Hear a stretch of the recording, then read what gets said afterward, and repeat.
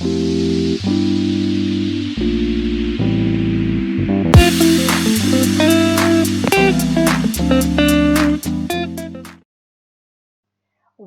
back, grade 11 with Unit 1 North Star Genius, Nature or Nurture.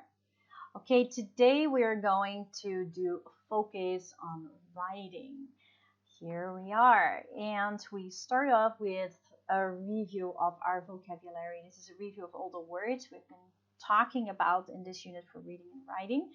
And here the words are scrambled. It's like a scramble puzzle, and you're going to rearrange the letters to create it, to make it into the correct word. And here it gives the definition. Now, if you pay attention to the letters that are circled in each word, that will give you a key to find the bonus word, which you will write here. Okay, this is going to be fun. You're going to pause your video and make some brain juice to figure this one out. Go ahead.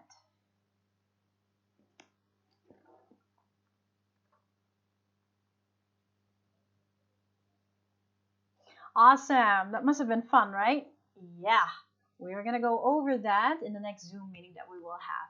Okay, expand. Number 1. Complete the chart with the correct word forms. Now, this is a table, 4 columns, noun, verb, adjective, and adverb. Definitely POS, part of speech.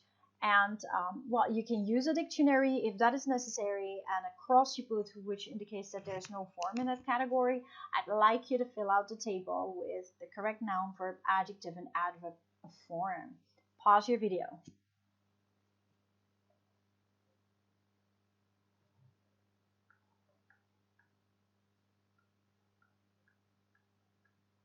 That brings us to activity number 2.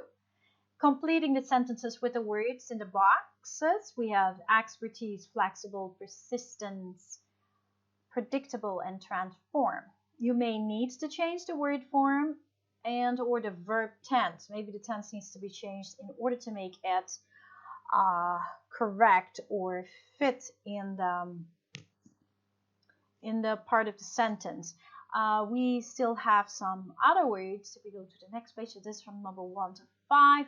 Then we have actions, compensates, emerging, estimated, and interaction. Number 6 till 9. I'm going to give you some time to complete these sentences. You can pause your video.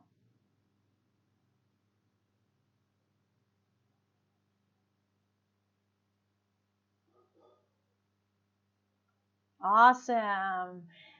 That brings us to the part of create. We're going to rewrite the sentences by replacing the underlined words with a form in the parentheses. You see here a word that is in parentheses, predictable, and we have the word predict in here. So you're going to replace predict with predictable.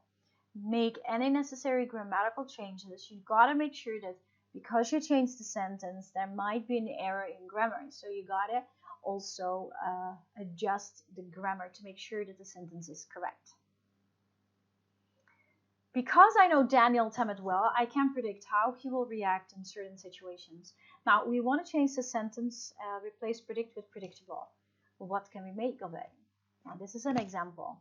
Because I know Daniel Tammet well, how he will react in certain situations is very predictable. See, it works. So it doesn't matter how you make the sentence. There does not necessarily have to be one particular way of how to answer, but I do want to see that you use the word in the parentheses, replacing it with the word that is underlined. And to do that, you would have to make some changes in the sentence structure and the grammar. Okay, you are going to do number 2 until number 8. You can pause your video.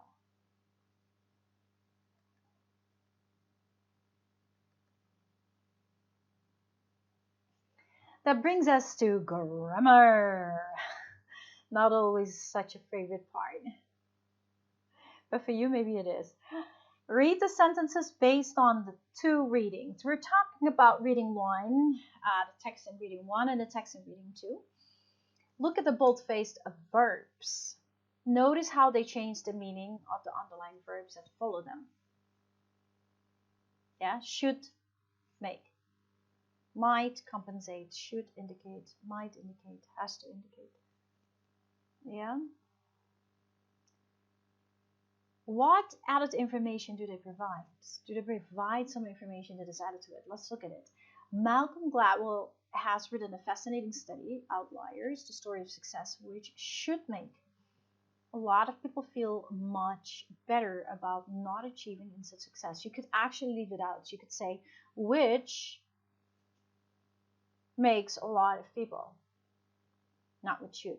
But by using the word should in together with make, it adds information. Supposedly it should. Seharusnya. So that adds information and or a change in meaning, yeah, of the underlying verb.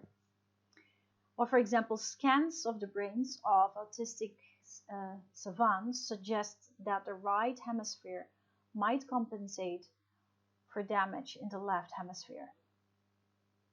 For instance, Temet has to drink his cups of tea at exactly the same time every day. See how the bold-faced words brings another meaning to the underlined word. Now, let's look at this. In sentence A, here this one, should make, Temet has to drink. Oh wait, sorry. I look at the wrong sentence. In sentence A, does should indicate advice or does it express a likelihood? What do you think? Malcolm Gladwell has written a fascinating study, blah, blah, blah, blah, blah, blah. Should make. Does this phrase show does express advice or likelihood? Advice, we advise someone, likelihood is just what you believe something to be. In this case, should make. It expresses likelihood. Very good. It does not express advice. It's not advising a person. In sentence B, does might indicate speculation or conclusion? Might compensate. Speculation, correct. In sentence C, does has to indicate a conclusion or a necessity? Necessity is when something is very important. Necessity, exactly. Something that has to be done because it is of great importance. Yes. Modals and semi-modals are auxiliary verbs. Those are also called helping verbs. They are always followed by the base form of the verb. Okay. What you can see here, ought to, like have to or have got to, it is considered a semi-modal because the word to is placed between it and the verb that is modifying. So ought to, because it has a to, it's called a semi-modal. Had better is also considered a semi-modal because it is two words. Okay, so if we have something that adds the word to or that consists of two words, it's considered a semi-modal. The others are just modals. Yeah, they're similar to the modal counterparts, except that had better often implies a threat. You had better listen to me is more threatening. Yeah, if you don't, you will have a problem. When asking a question, speakers generally use should instead of ought to or had better. So in questioning, we would use should.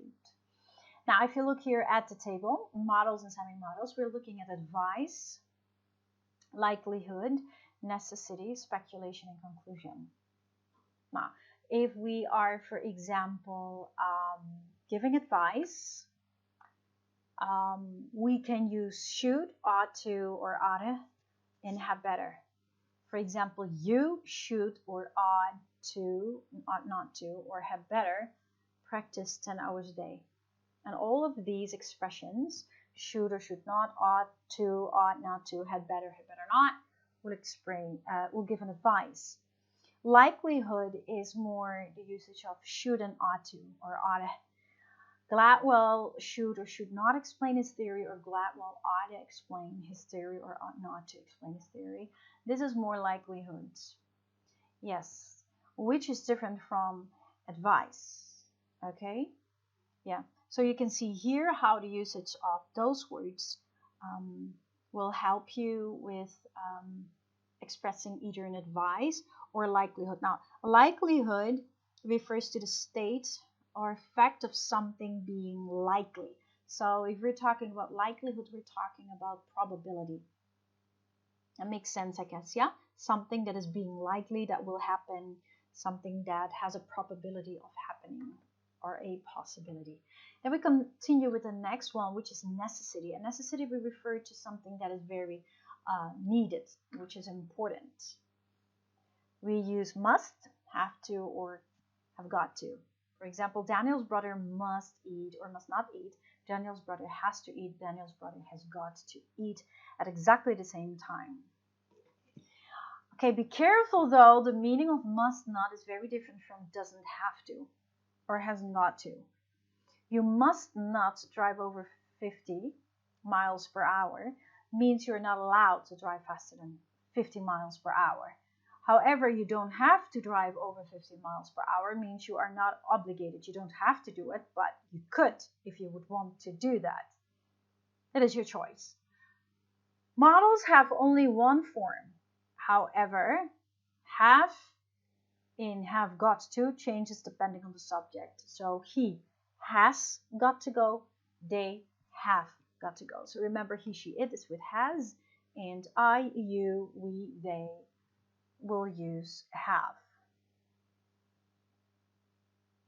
Yeah, other models always stay the same. They can't change. Always one way, except for have and has. Yeah. Speculation is you're not really sure, you're figuring it out. You can use may, might, and could. Daniel may know, might not know, could know. And we have conclusions. If you want to draw a conclusion, you can use must, have to, have got to, cannot, and could not. For example, Daniel's brother must live, must not, has to live, has got to, cannot, could not live in a very neat house. Those are conclusions that you make, which are not necessarily correct. Be careful, both must and must not can indicate a conclusion. Yeah. Must and must not can indicate a conclusion, yes. However, have to and have got to only indicate a conclusion in the affirmative. In the affirmative, we talk about the positive. In the negative, they indicate a choice. Okay. Must and must not are always a conclusion. Okay. If we're talking about have to and have got to, it indicates a conclusion which is in the positive sense. But if we, for example, put it in the negative, like you don't have to, with a not, then it is a choice. So there's a difference, okay? In must and must not, the affirmative and the negative, it's both the same. But for have to, the affirmative always is a conclusion in a positive sense. But if it's have with not have to, then it becomes a choice. Cannot or could not indicates a negative conclusion based on something being impossible, like Daniel couldn't or he cannot have crashed the car. So it's a conclusion towards negative. And however, could in the affirmative indicates speculation and possibility. It could be good weather tomorrow. That is an affirmative, but still a speculation or a possibility. We're not sure. For example, Daniel Temmer could know Kim Peek's sister, and that is then in the positive. So here we can look at cannot and could not. That is a negative conclusion. Could, on the other hand, is a positive speculation or possibility. So they're used in different ways. You see that? Now here we have can. Can in the affirmative, in the positive, shows ability and possibility, like Daniel can speak 7 languages. May and might can also be used to indicate possibility. So many differences, right? So we have models and semi-models that we use for giving advice, likelihood, necessity, speculation, and conclusions. Yes. Very good. Okay, that brings us to the next part. Read each sentence. Let's try this out. And decide what meaning the boldface modal verb expresses. So write a letter indicating its meaning. So we've got advice, likelihood, necessity, speculation, conclusion. What we talked about just now. I'd like you to put the letter A, B, C, D, and E under the or in front of the correct letter. And it might be so, definitely, that some of the letters are used multiple times since there are only 5 letters and there are 10 statements. Go ahead, pause your video and answer this activity.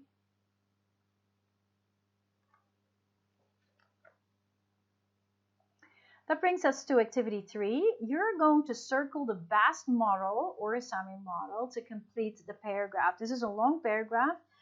Paragraph 1 and paragraph 2, and it has blanks, and under the line you have the model, and both are written here, and you have to choose which model is going to be the correct one in that particular sentence.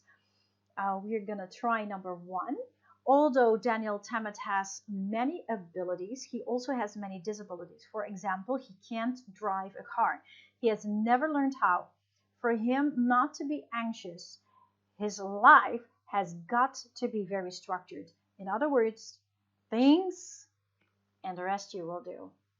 Okay, so you have to look and make a decision on which model is the best one to place in the gap based on the context. Which one is correct based on the context, on the meaning and the grammatical structure. You can pause your video to do that. Good luck.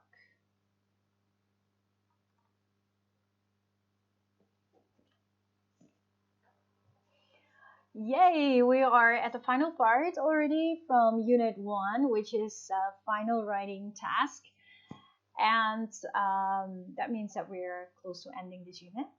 Here it says that you're writing a summary paragraph. You're not going to do that. You're going to write a research paragraph. It was actually called a research report, but you're only going to write a 1 paragraph. So it's a research report / paragraph.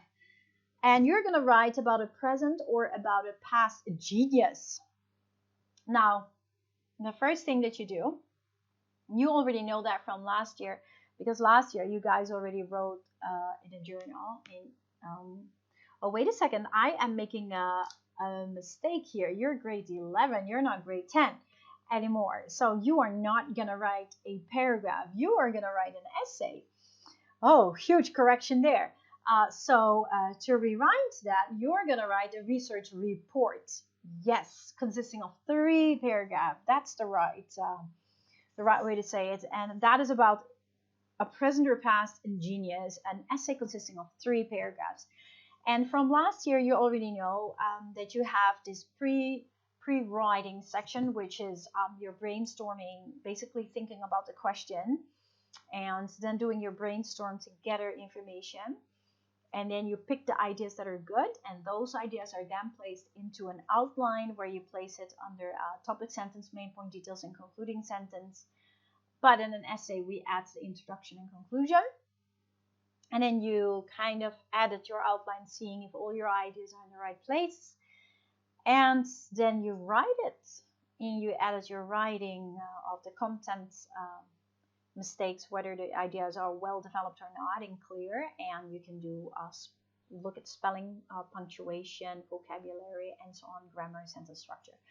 And then you submit it. Yeah, and in your journal also, it really starts with your pre-writing. It has the description of the genre of your writing, and then the task that you're going to do, and then brainstorm, outline, the writing section, and then you have the bibliography where you write down all the sources you've used in an MLA style, and then your reflection of the process of your learning. Right. Now that brings us here to prepare to write group brainstorming. Group brainstorming. Yeah, you have a lot of different ways of brainstorming. You can do free writing, mind map, just a list, whatever works for you. This talks about group brainstorming. Now, it's a good way to get ideas for writing. In brainstorming, you think of as many ideas as you can. You don't think about whether the ideas are good or bad. You just write them all down, right? And then later on, you will pick the ones that you think are good to use, and those go into your outline. Now, so here, yeah, this is grouping it like just in a bunch of lists that you can come up with. Never stop to discuss things, never stop to think about it, just let it flow, and then later you pick what's right for you. And that's what you should do also for your essay.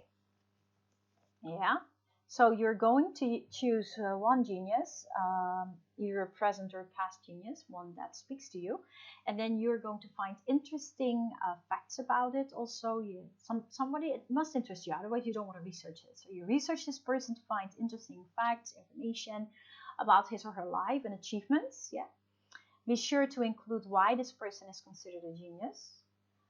Include how he or she achieved expertise. So take notes about that and make sure the notes are in your own words. So you cannot copy paste, you gotta paraphrase, and remember to write down the sources because those have to go into your bibliography. All right, cool. Now, then we come to actually talking a little bit about, here it says a summary paragraph, but I would like to look at the theory for this. It was last year when you were in grade 10 that you did paragraph writing. Now you're going to do essay writing. A paragraph is a group of sentences that are related and support a controlling idea. Now, the controlling idea we can also call a main idea. And the topic sentence holds the main idea. In the essay, though, it is 3 parts, right? Introduction, body, and conclusion. And the controlling idea or main idea in an essay is written in the thesis statement. The thesis statement is the controlling idea. It holds the general topic and purpose for the whole essay. Basically, the thesis statement introduces what this whole essay will be about. Now, if we're looking at paragraph form, like last year, really small, only one paragraph, it is the topic sentence who does that. Okay? So a summary paragraph identifies and extracts the main idea from the text, yeah, leaving out less important ideas. Is when you summarize something. Still has a topic sentence, which is a controlling idea. It's an essential part of a well-written paragraph, and you still need to do this, people, because you will still do this in every body paragraph. If your essay is 3 paragraphs, your introduction is always only 1, your conclusion is always only 1, and your body a minimum of 1. So basically, the shortest essay would be 3 paragraphs, yeah? The topic sentence controls the content of the rest of the paragraph. This control helps the writer focus on supporting ideas in a paragraph that are directly related to the topic sentence. Those are called main points. So you have your topic sentence, controlling idea, which holds the sub-purpose and topic and purpose. And then we have main points that will develop the topic sentence, main idea. And then we have details that will help develop the main points. Yeah, so the first step in writing a topic sentence is to choose a topic, make sure you have the correct one, and to find a point of view or a main idea about it, and a purpose, like reasons, ways, factors, similarities and differences, advantages and disadvantages, and so on. So the controlling idea is to narrow the main idea even more by finding a controlling idea. The controlling idea is the idea that you want to explain. So that is really the purpose, the topic and the purpose. Yeah, you want to explain, illustrate, describe in the paragraphs. It makes a specific statement about a topic. So the controlling idea in the topic sentence below are underlined. For example, here main idea would be Mozart is considered a prodigy. So that would be a main idea slash a very general topic. And then we want to combine that with a controlling idea. And the controlling idea is more the purpose. So how I said to you, in a thesis statement, you have the general idea and purpose. In the topic sentence, you have a subtopic and purpose. Now, basically, the general or subtopic is the main idea, and your purpose is your controlling idea. That is the controlling idea. That is what you want to discuss in the body of your writing. In this case, then, it's about Mozart being considered a prodigy. And then here it says because he was able to play the piano by age 4 and start composing by age 6. So that will probably be explained why and all the reasons for this. Okay. Now here we can look at the paragraph, examine it, and discuss the questions with the class. Now, if we look at this paragraph, I would love for you to answer these questions. The first one is, what is the topic of this paragraph? Second, the first sentence is the topic sentence. What two ideas are presented in this sentence? So what ideas can you see in the topic sentence? Where is it, by the way? And how does the content of the rest of the paragraph relate to the topic sentence? I want you to pause your video and answer this, because this is very important for you to really understand outlining and the context and the basic fundament of the English language. So please take serious time to answer these three questions. Go ahead.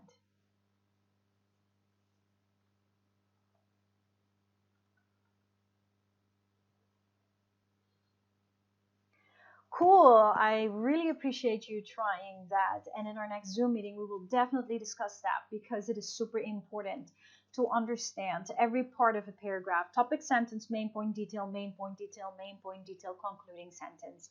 And essay format, we have introduction, then the body, then the conclusion.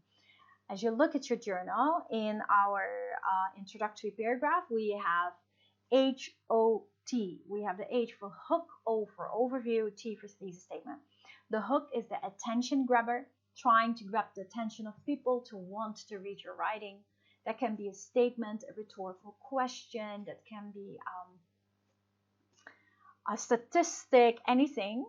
And the overview is basically the background information about the topic that you are going to talk about.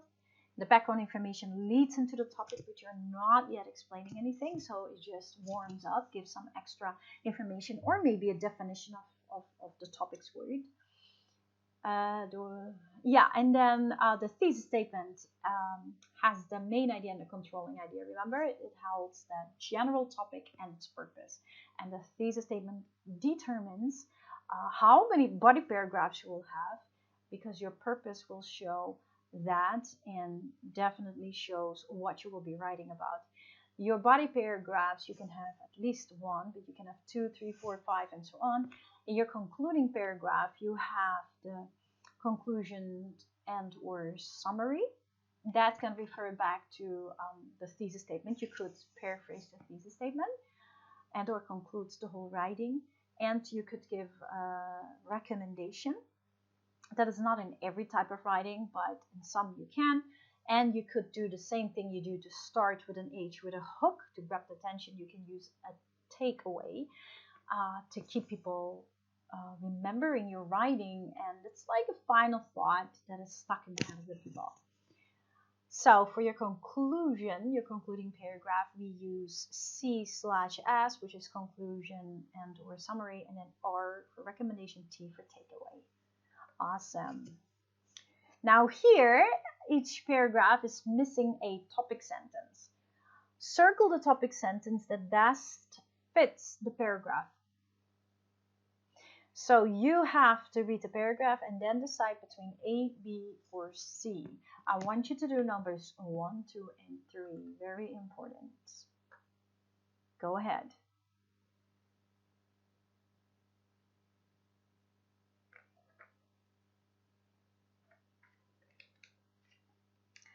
Good job. Oh, well done. It is not easy, but this is really important. It's important that you recognize what topic sentences are and thesis statements and main points and all, because it only helps you in your reading and definitely in your speaking and your writing, because in your writing and speaking, for every preparation, you will have to divide that in that scaffolding. And for reading and listening, that is basically what you recognize all the time, right?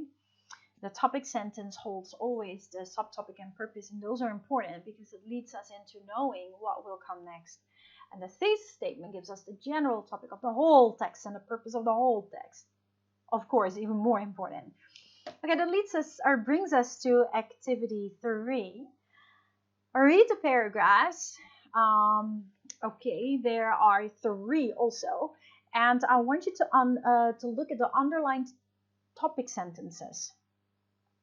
Now, the underlined topic sentences are incomplete because they do not have a controlling idea. Now, on a separate piece of paper or in your book, that's fine too.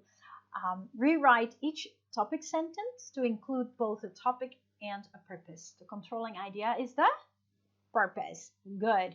So these are not complete. For example, number 1, Wolfgang Amadeus Mozart was a genius. Now that is more a topic, but it doesn't hold a purpose, a controlling idea. So what I need you to do is to complete this sentence to become a correct topic sentence holding a topic and a purpose. Please write that down. Pause your video to try and do that. Good luck.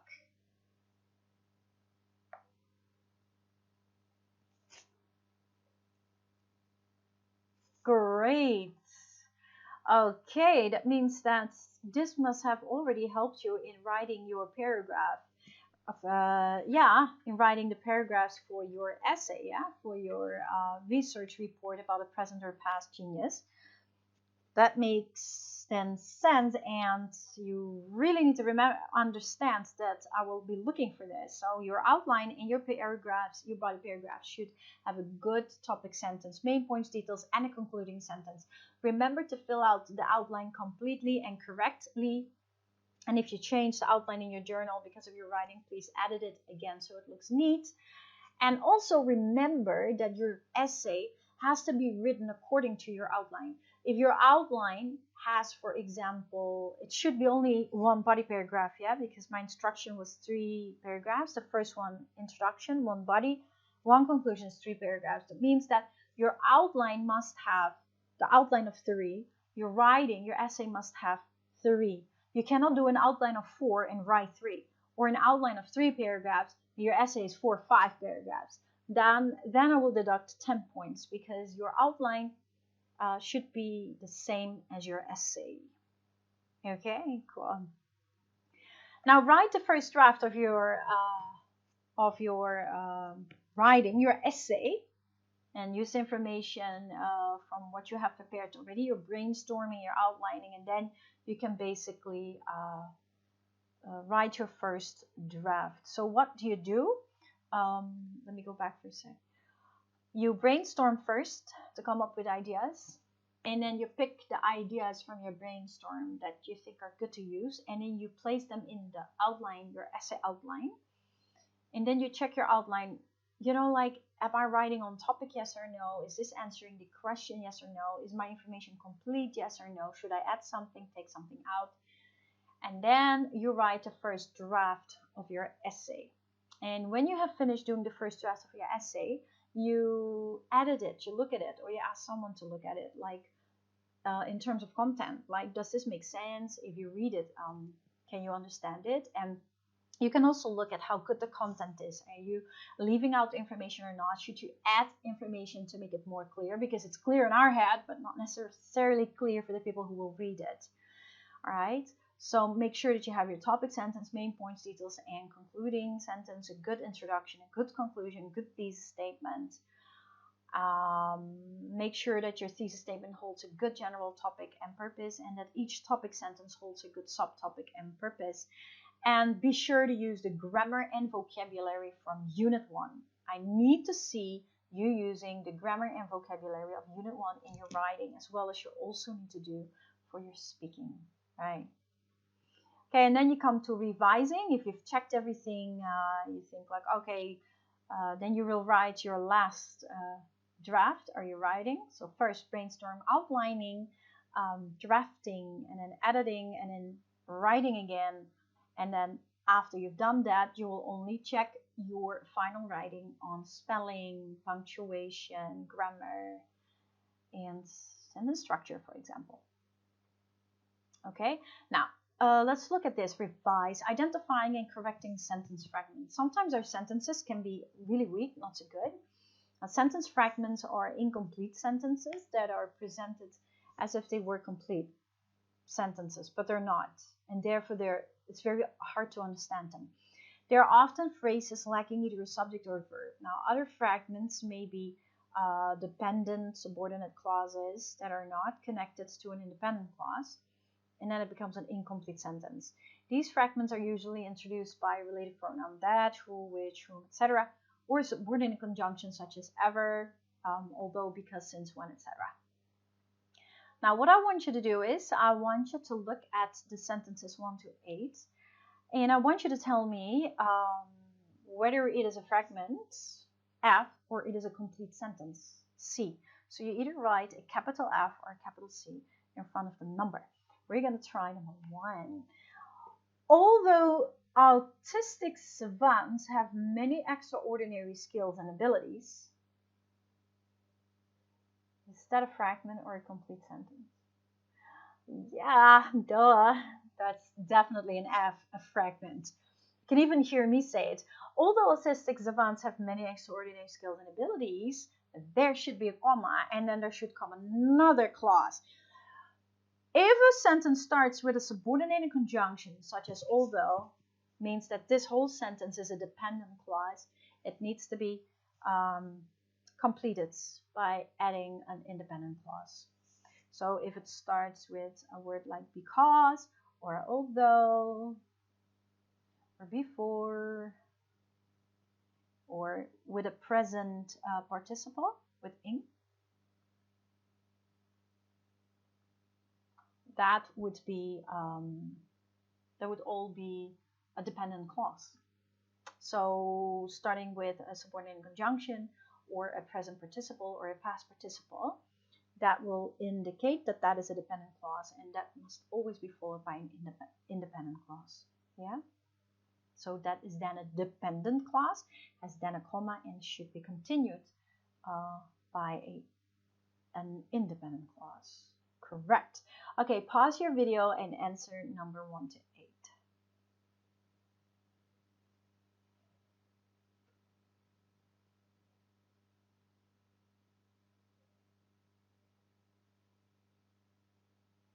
Okay, there are ways on how to change that. If, for example, you look at your own writing, you see that there are sentence fragments. Now, there are a variety of strategies to correct it. You could, for example, connect a fragment to the sentence before it, or you could connect that fragment to the sentence after it. So you look at the sentence before, the sentence after, before or after, and connect it with that. Or you change the punctuation, that might help, the comma. Maybe you can add a verb, or maybe you add more information and rewrite it as a complete sentence. So maybe you want to add an independent clause to it, so it becomes a complex sentence. Or you remove the subordinating conjunction or relative pronoun and then restructure the sentence to become a correct sentence. Yes, we will still be talking about this unit, about syntax and reviewing about dependent clause, independent clause, talking about the different types of sentences such as simple sentence, compound sentence, complex sentence, and compound complex sentence. We will be talking about that. Okay, now that brings us to the next part. This is the last part that we're going to do for in this video, is looking at the final draft checklist. So brainstorm, outline, draft, proofread your draft, change content, add into content, write the last draft of your final writing, and then you edit that by looking at mechanical errors, grammatical errors, spelling, capitalization, punctuation. And you also have to look at the final checklist, because these points have to be in your essay. Does the essay, in your case it's an essay, does the essay fully describe why the person is considered a genius and how he or she achieved expertise? Is there a topic sentence with a controlling idea with a purpose that introduces a genius in every body paragraph? And is there a clear general topic and controlling idea purpose in your thesis statement? Is the paragraph free of sentence fragments? Did you use models and semi-models correctly? And have you used the vocabulary from the unit? You have to use the vocabulary and the grammar you have learned in Unit 1 in your writing and also in your speaking. Right? And make sure that you use the outline for an essay, not a paragraph. So I need to see a hook, an overview, a thesis statement for the introduction. I need to see what body paragraph, which has a topic, sentence, main point, detail, main point, detail, main point, detail, and concluding sentence. How many main points you use is up to you, but you have to use at least 2 main points, okay? At least 2. You can do 3 or 4. And then I would like to see also a concluding sentence. And then for the concluding paragraph, you either put in a conclusion and or a summary, or restating the thesis statement. you put in a recommendation, and you put in a takeaway. A recommendation in this case can still be, you could say something as, if you would want to know more, you could look up or look into or read or anything like that. And the takeaway is the final thought. Okay, cool. Make sure that all these points are in your essay. Knowing and remembering that for this year, in year 11, you will not be writing paragraphs anymore. You will only be writing essays. Okay, that brings us to the end of our beautiful lesson today with a very, very quick review. We started off with our vocabulary, which was a review of the whole unit. Yeah. I think about that, so funny. Okay, and then we continued with POS, part of speech, like how the words work with noun, verb, adjective, and adverb, and completing the sentences with that, and making sure that certain words that are different, how we could connect them. So we rewrote sentences and replacing some words and making them in a different form. So we're talking about either using a noun, a verb, adjective, or adverb. And for grammar, we focused on models and semi-models, looking at advice, likelihood, necessity, speculation, and conclusion. All right. Then we looked at our final writing, what a paragraph, a body paragraph looks like, topic, sentence, main point, details, and concluding sentence. And we looked at what an essay looks like with an introductory paragraph, with HOT, hot, hook, overview, and thesis statement. And in the body, which has TS, MP, detail, and CS, topic, sentence, main point, detail, and concluding sentence. And the concluding paragraph, which is SC, conclusion and summary, R for recommendation, T for takeaway. That is like takeaway for food, right? This is different. So you're writing a research report about a present or past genius. So remember to brainstorm, then to outline. Remember to write your essay according to your outline. So your outline has 3 paragraphs. Your essay must have 3 paragraphs. It has to be the same. Yeah. And then after you've written your outline, remember, write your essay according to your outline, and then you can edit your outline, your essay. And if you see mistakes on content, that it is not good enough, you can still revise it and rewrite it. And in the end, you will check it on spelling, punctuation, grammar mistakes, sentence structure, and all that. And looking at the checkpoints that you have, the checkpoint list that you have, at the back of your unit on page 32 to make sure that those points are in it. Remember, you do not write a paragraph, but you write an essay. Okay, cool. Now, I'm going to wrap up this video. I want to thank you for working so hard today with me, and I will see you very soon in the next video. God bless you and stay excited. Okay? Bye-bye.